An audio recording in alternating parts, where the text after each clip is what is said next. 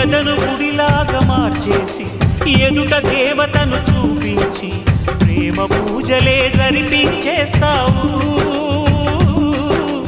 ఇంత మాయలో పడదోసేస్తావు.